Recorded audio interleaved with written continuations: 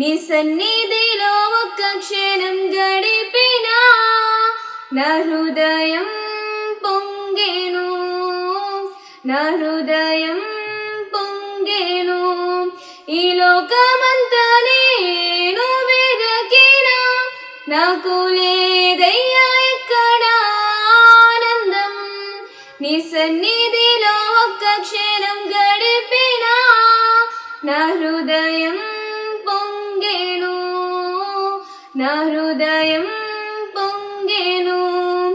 ఈ లోకం ఒక మాయని తెలుసుకున్నాను, ఇది నా సొంతం కాదనుకున్నాను. ఈ లోకం ఒక మాయని తెలుసుకున్నాను, ఇది నా సొంతం కాదనుకున్నాను. తప్పిపోయిన కుమారుణ్ణి నేనైతే నా కొరకై నిరీక్షించే తండ్రి నా యేసు. తప్పిపోయిన కుమారుణ్ణి నేనైతే నా కొరకై నిరీక్షించే తండ్రి నా యేసు. ఈ లోకమంతా నేను వెదకినా నాకు లేదయ్యా ఎక్కడ ఆనందం. అందరికీ మరణాత మహిమస్వరం కార్యక్రమం వీక్షిస్తున్న దేవుని పిల్లలైన మీ అందరికీ ప్రభు నామములో శుభములు కలుగును గాక. ప్రతిరోజు ఇదే సమయమునకు ఈ కార్యక్రమం వీక్షించి దైవాశీర్వాదములు పొందండి. ఇప్పుడు సిస్టర్ ఉషా గారు దేవుని వాక్య వర్తమానం అందిస్తారు, శ్రద్ధగా ఆలకించండి. దేవునికి మహిమ కలుగును గాక. దేవుని నామకు స్తోత్రము. అందరికీ నా మరణాత వాక్యం చదువుకుందాము. ఇర్మియా గ్రంథము 33వ అధ్యాయము 3వ వచనము. నాకు మొర్ర పెట్టుము, నేను నీకు ఉత్తరమిచ్చేదను. నీవు గ్రహింపలేని గొప్ప సంగతులను, గూఢమైన సంగతులను నీకు తెలియచేతును. దేవుడు తన పరిశుద్ధ వాక్యమును దీవించునుగాక. ఆమెన్. ప్రార్థన చేసుకుందాము. సర్వోన్నతుడా, సర్వోపకారుడా, నీ ఘనమైన శ్రేష్టమైన నామమును కోటాను కోట్ల స్తుతులు స్తోత్రములు చెల్లించున్నాము తండ్రి. నిన్న నేడు నిరంతరము ఏకరీతిగా ఉన్న మా దేవ మీకు వందనాలు స్తుతులు స్తోత్రము తండ్రి. నాయనా అయ్యా, ఈ సమయమును ప్రభువా తండ్రి మాకు దానముగా దయచేసిన దేవా మీకు వందనాలు స్తుతులు స్తోత్రము తండ్రి. అయ్యా, నీ వాక్యం వివరించడానికి ప్రభువా తండ్రి అయ్యా నిలువబడి ఉన్నాను ప్రభువా స్తుతులు స్తోత్రాలు తండ్రి. శారీరక ఆహారము ప్రభువా తండ్రి శరీరానికి బలము తెస్తే ప్రభువా మీ వాక్యాహారము తండ్రి మా ఆత్మకు బలము తెచ్చేదిగా ఉన్నది కనుక ప్రభువా తండ్రి అయ్యా, ఏ బిడ్డ ఆత్మను మీరు బలపరిచినయ్యారో ప్రభువా తండ్రి అట్టి ఆత్మకు బలమైన వాక్యమును ప్రభువా మీరు అనుగ్రహించమని అడుగుచూ ఉన్నాము తండ్రి. స్తోత్రాలు ప్రభువా.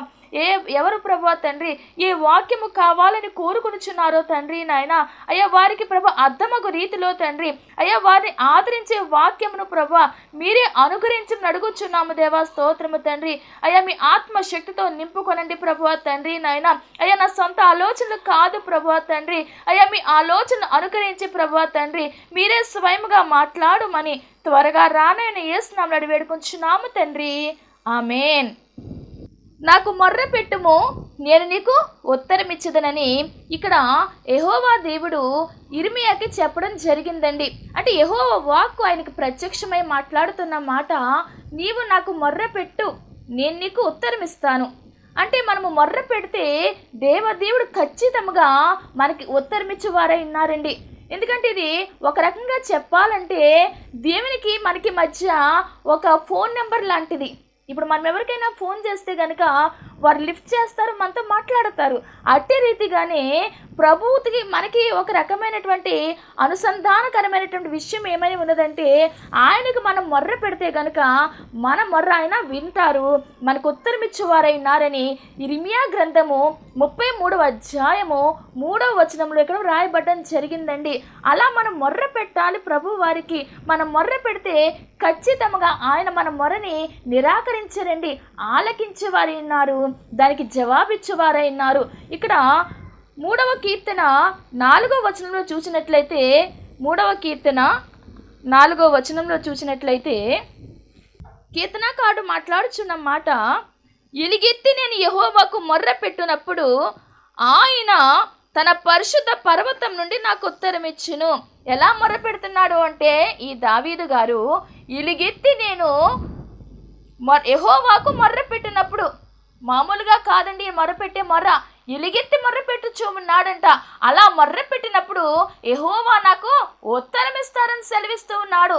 ఆయన ఉత్తరం ఇచ్చేవాడు కానీ చాలా ఖచ్చితంగా ఈ దావీదు అనుభవపూర్వకంగా తెలుసుకొని రాయడం జరిగినది ఇక్కడ.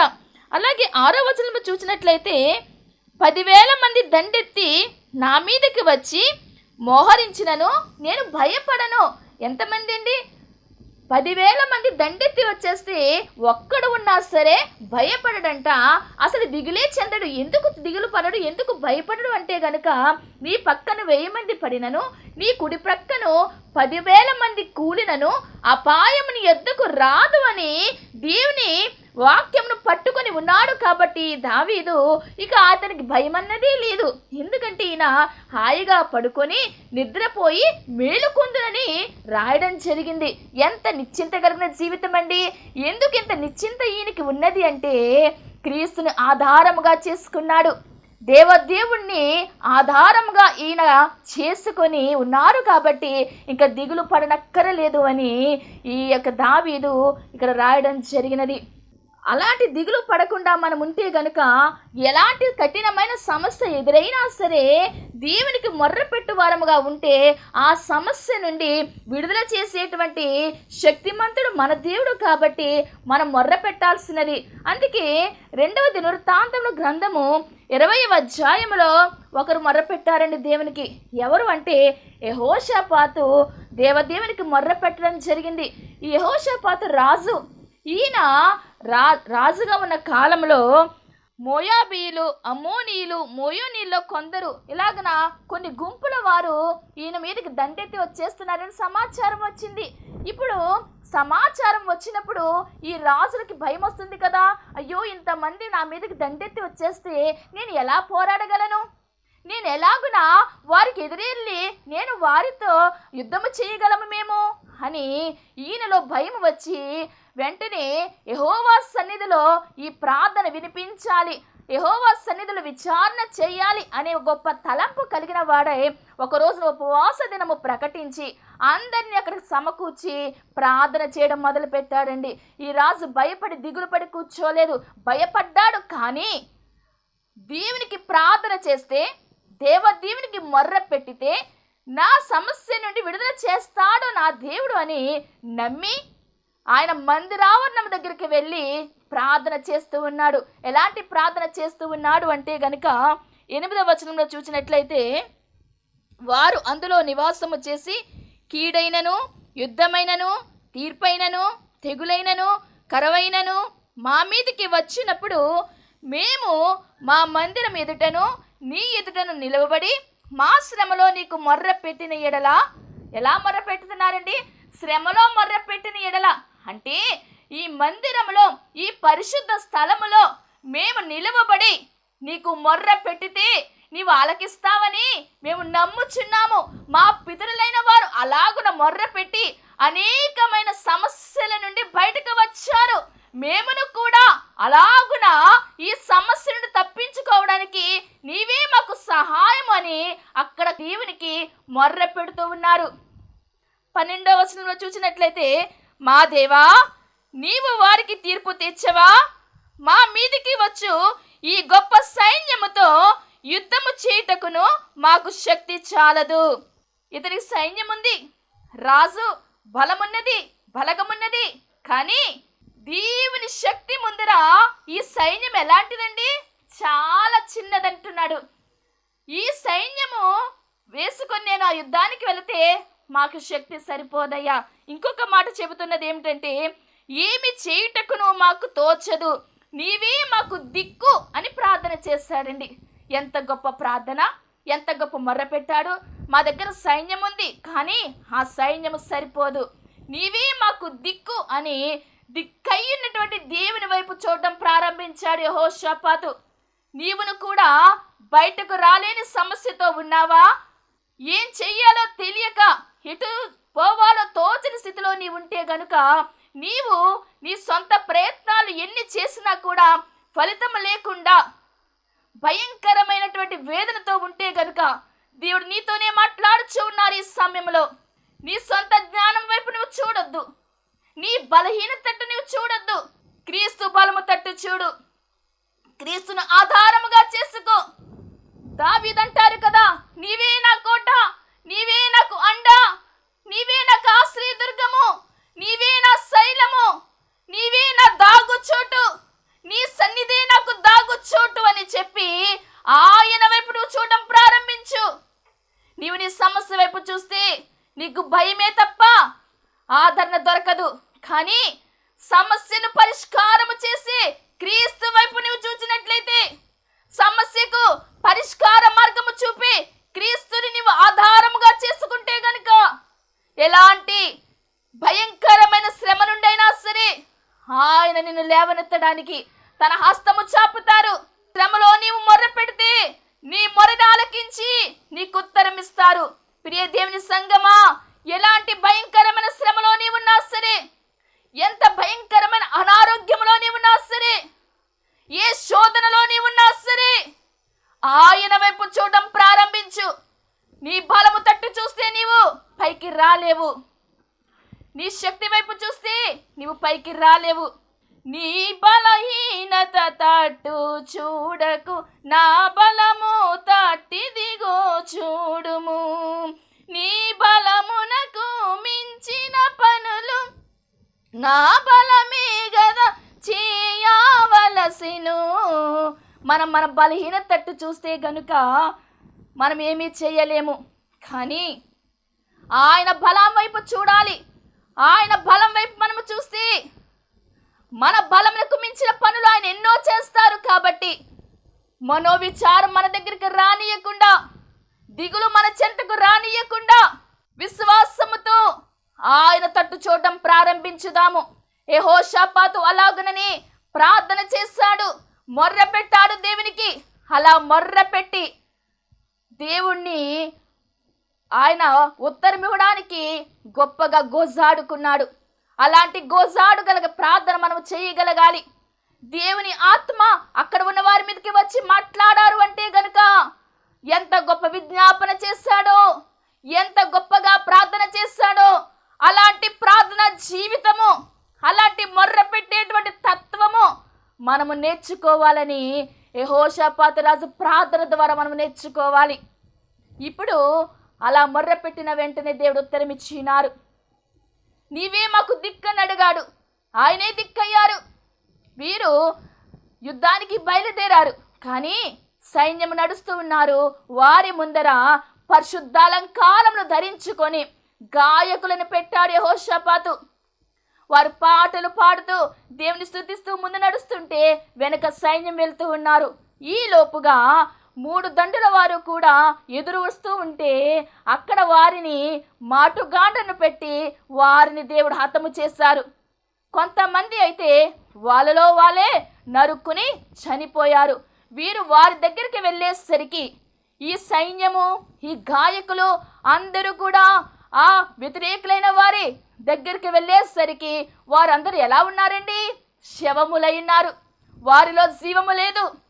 నీ మీదికి ఆపద తేవాలని ఎవరైనా వస్తే గనుక వారిని దేవుడు చూస్తూ ఊరుకోడండి. నీవు సత్యముగా ఉంటే, నీవు ఆత్మతోనూ సత్యముతోనూ దేవుని ఆరాధించు వారిగా నీవు ఉంటే, నీ వైపున శత్రువులు ఎవరున్నా సరే వారిని నీ దరికి రానియడు దేవుడు. ఈ యెహోషాపాతు మీదికి కానీ, ఈ రాజ్యము మీదికి కానీ వారిని రానివ్వకుండా అక్కడికక్కడే వారు మరణించారు. వీరందరూ వెళ్ళి వారు చూసేసరికి వారిలో జీవము లేదు. వారి ఒంటి నిండా బంగారం ఉన్నది, వారి దగ్గర చాలా ధనం ఉన్నది. ఇప్పుడు వీరందరూ కూడా ఆ బంగారము, ఆ ధనమును అంతా తీసుకోదేసరికి 3 రోజులు పట్టిందండి. అంటే ఎంత ధనము వచ్చినదో, ఎంత బంగారం వారు సంపాదించుకోగలిగారో, అంత దీవెన దేవుడు ఇచ్చారు అంటే గనుక యెహోషాపాతు రాజు అలాగున దేవునికి మొర్ర పెట్టాడు, అలాగున దేవుని అడిగాడు. ఈ శ్రమ వెనకాల దేవుడు సౌఖ్యం ఇచ్చారు, ఈ శ్రమ వెనకాల ఆశీర్వాదాలు ఇచ్చారు. నీ శ్రమ నుండి నీ విడుదల పొందిన తర్వాత నీకును కూడా అట్టి ఆశీర్వాదాలు దేవుడిస్తారు. వీరి ముందర ఆ సైన్యం చూడగానే చాలా భయమేసి ఉండవచ్చును, కానీ వారి దగ్గరికి వెళ్ళేసరికి ఆ సైన్యమే ఏమీ లేకుండా అయిపోయినది. అలాగే నీ ముందర ఉన్న నీ శ్రమను చూచి నువ్వు భయపడిపోతున్నావు.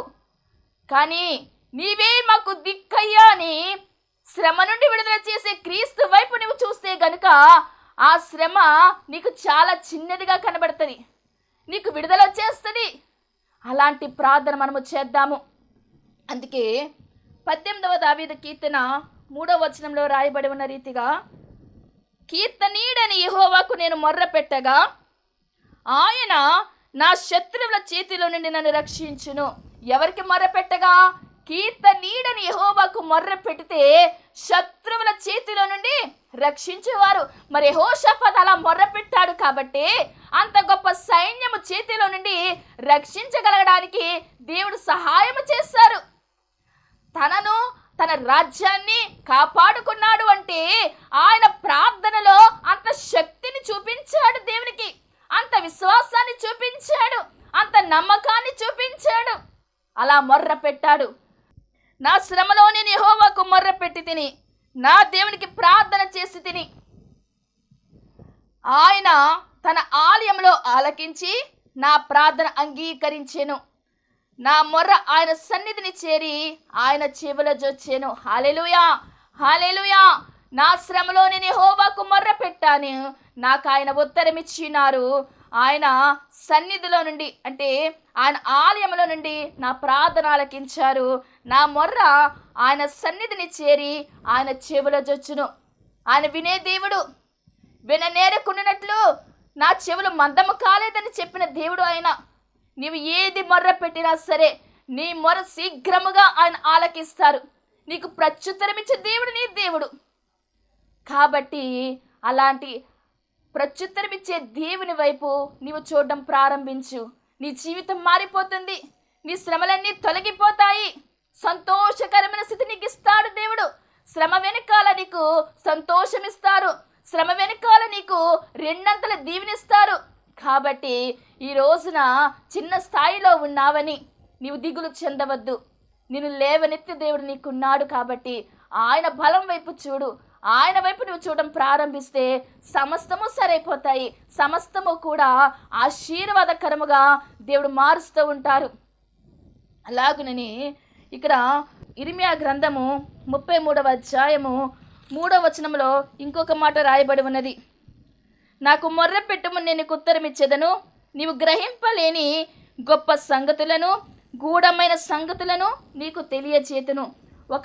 ఒక భాగంలో నీవు నాకు మొర్రపెట్టు, నేను ఉత్తరం ఇస్తా అన్నారు. తర్వాత లైన్లో అంటున్నారు కదా, నీవు గ్రహింపలేని గొప్ప సంగతులు. ఒక్కొక్కటి మనకి గ్రహింపులోకి రాదు. అలాంటి గొప్ప సంగతులను గూఢమైన సంగతులను నీకు నేను తెలియజేస్తానని దేవుడు అక్కడ ఇర్మియాకి సెలవిస్తూ ఉన్నారు. ఈ రోజున నీకు నాకు కూడా దేవుడు సెలవిస్తూ ఉన్నారు. ఏమిటంటే నీవు గ్రహింపలేని గొప్ప సంగతులను గూఢమైన సంగతులను నేను నీకు తెలియజేస్తానని ఆయన స్వయంగా సెలవిస్తూ ఉన్నారు. దానియేలు గ్రంథము 2వ అధ్యాయము 47వ వచనంలో ఇక్కడ చూసినట్లయితే, మరియు రాజు ఈ మర్మమును బయలుపరచుటకు నీవు సమర్థుడివైతివే. నీ దేవుడు దేవతలకు దేవుడును రాజులకు ప్రభువును మర్మములు బయలుపరచు వాడునై ఉన్నాడని దానియేలు నాకు ప్రత్యుత్తరం ఇచ్చెను.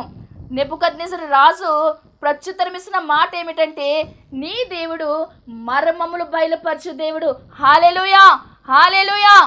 ఎవరూ చేయని గొప్ప పని నీ దేవుని ద్వారానే సాధ్యమవిందని రాజే ప్రత్యుత్తరం ఇస్తూ ఉన్నారు. ఎందుకు చెబుతూ ఉన్నారు ఈ రాజు అంటే, దానియేలు అక్కడ ఆ రాజ్యంలో ఉన్న సమయంలో నెబుకద్నెజరు ఒక కలగన్నాడు. ఆ కలకి భావం తెలియాలి. కానీ ఎవరైనా సరే ఒక కళ చెప్పారంటే ఆ కళకి అర్థం చెప్పమంటే ఎవరో ఒకరు చెబుతారు. కానీ వారికి వచ్చిన కళని మర్చిపోయి ఆ కళ చెప్పాలి, కళ యొక్క భావము చెప్పాలంటే ఎవరికి సాధ్యమవుతుందండి? ఎవరికి సాధ్యం కాదు కదా. అదే ఇక్కడ జరుగుతున్న విషయము. ఈయన ఒక కలగన్నారు, మర్చిపోయారు. అందరినీ పిలిపిస్తున్నారు, నేను ఒక కలగన్నాను, దాని భావము ఆ కళ చెప్పాలి మీరంటే అక్కడ ఉన్న వాళ్ళు అంటున్నారు కదా, అది ఎవరికి కూడా సాధ్యము కాదు. మీరు కళ చెబితే భావం మేము ఖచ్చితంగా చెబుతామంటే రాజు కోపం వచ్చి ఈ బబులోను రాజ్యములో జ్ఞానులందరినీ కూడా సంహరించేయమని ఆయన ఆజ్ఞ ఇచ్చేశారు. ఇప్పుడు ఈ రాజ్యంలో దానియేలు అలాగే షడ్రకు మేషకు అబేద్నెగోలు వీరు కూడా ఉన్నారు కదా. ఇప్పుడు వీరు కూడా మరణించడానికి శాసనం వచ్చేసింది. అలాగన మరణ శాసనం వచ్చిందని దానియేలుని చెవిన పడినప్పుడు ఈ దానియేలు అక్కడ ఉన్న వ్యక్తి దగ్గరికి వెళ్ళి నాకు కొంచెం సమయం కావాలి అని అడగడానికి ప్రయత్నం చేశాడు. రాజు దగ్గరికి వెళ్ళాడు. రాజు దగ్గర అడిగాడు, మాకు కొంత సమయం కావాలి, నేను మాత్రం ఆ కళ భావము నేను చెబుతాను అని చెప్పి రాజు దగ్గర సమయం అడిగాడు. సమయం అడిగిన తర్వాత ఈయన ఇంటికి వచ్చేసి తన స్నేహితులతో కలిసి చెబుతాడు, మనము మరణించకుండా ఉండాలి అంటే గనక ఈ కళ భావము మనకి దేవుడు తెలియచేయాలి అని ప్రార్థన చేశారండి. దేవునికి మొర్ర పెట్టారు. ఆ రోజున రాత్రి దానియేలుకి దర్శనంలో దేవుడు ఆ కళాభావము కూడా చూపించారు. ఎందుకంటే దానియేలుకు ఉన్నటువంటి గొప్ప వరమేమిటి అంటే గనుక దానియేలు గ్రంథం 1వ అధ్యాయము 17వ వచనంలో, మరియు దానియేలు సకల విధములకు దర్శనములను స్వప్న భావములను గ్రహించు తెలివి గలవాడై ఉండెను. అంటే దేవుడు ఈయనకి గొప్ప ఆశీర్వాదం ఇచ్చినారు, మొదట్లోనే ఇచ్చినారు. ఇలాంటి తెలివిని దేవుడు ఇచ్చారు కాబట్టి ఆయన అలాగే ధైర్యంగా రాజు దగ్గరికి వెళ్ళి ఆ మాట ఇచ్చి వచ్చాడు.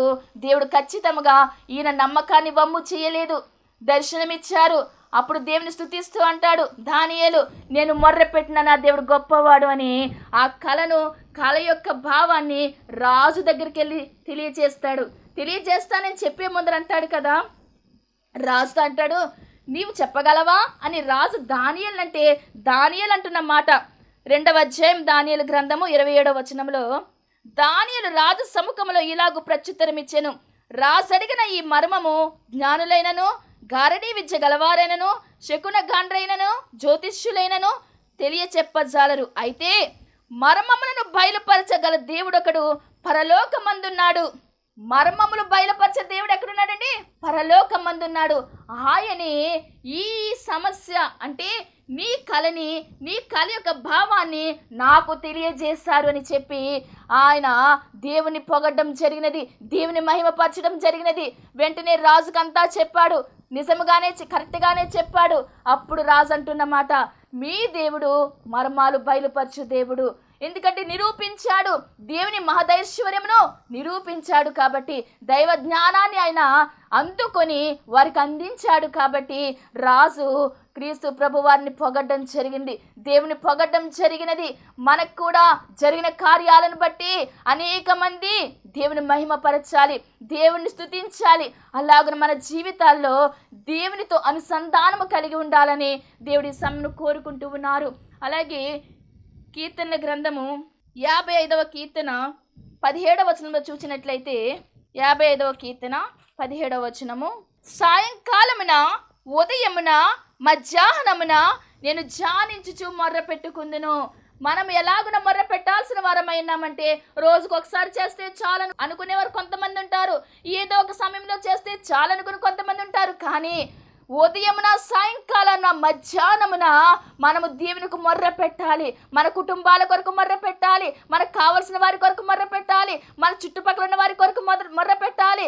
మనకు ఆలోచనలోకి ఎవరైతే వస్తారో, ఎవరైతే ప్రార్థించమని అన్నారో అందరి నిమిత్తము కూడా మనం మొర్ర పెట్టాల్సిన వారమైనాము దేవుని సన్నిధిలో. అలాగుననే మన ఆత్మను రక్షించుకొనడానికి, మన ఆత్మను రాకడలో సిద్ధము అవ్వాలంటే ఎలాగున సిద్ధపడాలో సమస్తము మనము తెలుసుకొనడానికి దేవునికి మొర్ర పెట్టాలి. కాబట్టి అలాంటి మొర్ర పెట్టే జీవితము దేవదేవుడు మనందరికీ దయచేసి ఆయన 2వ రాకడ సిద్ధపరచును గాక. ఆమేన్. ప్రార్థన చేసుకుందాము. ప్రభువా, ఆశీర్వాదమును కర్త, మీకు వందనాలు, స్తుతులు, స్తోత్రములు తండ్రి. నాయనా అయ్యా, నిజముగా మొర్రపెట్టు వారి మొర్ర ఆలకిస్తానని సెలవిచ్చిన దేవా, మీకు వందనాలు, స్తోత్రాలు తండ్రి. నాయనా అయ్యా, నీకు మొర్ర పెడితే ప్రభువా తండ్రి ప్రత్యుత్తరం ఇస్తానన్నారు గనుక ప్రభువా తండ్రి, ఈ సమయంలో ప్రభువా తండ్రి ఏ బిడలైన వారు ప్రభువా ఏ సమస్యతో బాధపడుతూ ఉన్నారో తండ్రి నాయనా, అయ్యా ఏ నిరాశలో ఉన్నారో తండ్రి, ఏ నిస్పృహలో ఉన్నారో ప్రభువా తండ్రి, స్తోత్రాలు ప్రభువా. లేవనెత్తు వాడవు నీవు గనుక ప్రభువా తండ్రి, అయ్యా మీ హస్తం అందించి వాడవు నీవు గనుక ప్రభువా తండ్రి, ప్రతి ఒక్క బిడ్డను లేవనెత్తమనడుగు అడుగుచున్నాము తండ్రి. వందనాలు, స్తోత్రాలు ప్రభువా తండ్రి. అయ్యా దానియేలు ప్రభువా తండ్రి నాయన, అయ్యా మరణం వరకు వెళ్ళిపోయే స్థితి వచ్చింది ప్రభువా తండ్రి. ఆయనను ప్రభువా తండ్రి అయ్యా మీరు లేవనెత్తిన రీతిగానే ప్రభువా తండ్రి, అయ్యా జ్ఞానముతో ప్రభువా తండ్రి దానియేలు నిలవబెట్టిన రీతిగానే ప్రభువా ప్రతి బిడ్డను నిలబెట్టమని అడుగుచున్నాము తండ్రి. స్తోత్రాలు ప్రభువా. యెహోషాపాతు ఎలాగైతే ప్రభువా నీవే మాకు దిక్కు అని ప్రభువా అయ్యా నీ వైపు చూస్తూ ప్రార్థన చేశాడో తండ్రి, అలాగున ప్రభువా తండ్రి అయ్యా బిడ్డలైన వారందరూ తండ్రి నీ తట్టు చూస్తున్నారు నాయన. స్తోత్రాలు ప్రభువా. నీవే దిక్కు అని ప్రభువా తండ్రి, నీవే ఆధారమని ప్రభువా తండ్రి అయ్యా నీవే ఆశ్రయమని ప్రభువా తండ్రి నీ వైపు చూస్తున్నారు తండ్రి. స్తోత్రాలు ప్రభువా తండ్రి నాయన. లేవనెత్తుచున్న దేవా స్తోత్రాలు ప్రభువా, బలపరుస్తున్న దేవా స్తోత్రాలు తండ్రి. స్తోత్రాలు ప్రభువా. అయ్యా సంతోషము దయచేయండి ప్రభువా. అయ్యా ప్రతి బిడ్డ జీవితంలో తండ్రి నాయన సమాధానము దయచేయండి ప్రభువా. స్తోత్రాలు తండ్రి. ఏ బిడ్డలైతే ప్రభువా శాంతి లేక తండ్రి, సమాధానము లేక ప్రభువా తండ్రి నాయన అయ్యా వేదన పడుచున్నారో ప్రభువా తండ్రి నాయన, అయ్యా వేదనకరమైన స్థితి నుండి ప్రభువా సంతోషమైన జీవితాలు ప్రభువా అందరికీ దయచేయమని అడుగుచున్నాము తండ్రి. మీకు వందనాలు, స్తుతులు, స్తోత్రాలు తండ్రి నాయన. అయ్యా అందరినీ తేరి చూచి ప్రభువా తండ్రి సమస్యల నుండి ప్రభువా తండ్రి విడుదల కలిగించి మీరే మహిమాగంతా కీర్తి ప్రభావం పొందుమని త్వరగా రానని యేసు నామమున వేడుకొంచున్నాము తండ్రి. ఆమేన్. అందరికీ నా మరణాత అండి. దేవునికి స్తోత్రం. అందరికీ వందన మరణ తెలియజేస్తున్నాను. మరణాత మహిమస్వరం అనే ఆధ్యాత్మిక కార్యక్రమాన్ని వీక్షిస్తున్న మీ అందరికీ కూడా మరి ఒక పర్యాయము ప్రభు పేర వందన మరణ తెలియజేస్తూ ఉన్నాను. మరి ఈ కార్యక్రమము ఎంతో ఆశీర్వాదంగా ఉందని, ఈ కార్యక్రమం ద్వారా ఎన్నో మేళ్లు పొందుకున్నామని మరి మీరందరూ కూడా ఫోన్ కాల్ చేస్తూ ఉన్నారు. చాలా సంతోషము. ఎన్నో అద్భుత ఆశ్చర్యకార్యాలు దేవాదేవుడు ఈ కార్యక్రమం ద్వారా జరిగిస్తూ ఉన్నారు. దేవుని నామమునికి మహిమ కలుగునుగాక. మరి మీరు చూస్తున్నటువంటి ఈ యొక్క షెడ్ గురించి గతంలో మీకు చెప్పడం జరిగింది. యజమానుడు మరి దీన్ని బేరం పెట్టారని చెప్పేసి, దీన్ని తీసుకుంటే ఇక్కడ ఆరాధన జరుగుతుంది, లేకపోతే మనం బయటికి వెళ్ళాలనేటువంటి పరిస్థితిని మీకు చెప్పినందుకు చాలామంది మరి సహకరించారు. కొంతమంది మరి అమౌంట్ పంపించడం జరిగింది, అలాగే ప్రార్థన చేయడం జరిగింది. దేవుని మహాకృపను బట్టి పంపించినటువంటి కొంత అమౌంట్ మరి యజమానుడికి కట్టడం జరిగింది. ఇంకా చాలా అమౌంట్ మనము వారికి ఇవ్వాల్సి ఉంది. కనుక మరి ఈ కార్యక్రమాన్ని వీక్షిస్తున్నటువంటి మీకు ఎవరికైనా కనుక ప్రేరేపణ కలిగినట్లయితే కనుక మరి మీ వంతు సహకారాన్ని అందించండి. ఈ దేని సేవకునికి మీ యొక్క సహకారం అందించి ఈ సేవను మరి ముందుకు వెళ్ళేలాగా సహకరించవలసిందిగా ప్రభు పేరు తెలియజేస్తూ ఉన్నాను. మీకు ఎవరికైనా కనుక మరి ప్రేరేపణ కలిగినట్లయితే కనుక స్క్రీన్ మీద కనపడుతున్నటువంటి ఆ నెంబర్కి ఫోన్పే చేయండి, లేదా ఫోన్ చేసినట్లయితే కనుక నేనే స్వయంగా మాట్లాడతాను. మీ సహకారాన్ని అందించండి. ప్రభు పనిలో మీరు కూడా పాలి భాగస్తులు కావాల్సిందిగా ప్రభు పేరు తెలియజేస్తున్నాను. అందరికీ మరణాత.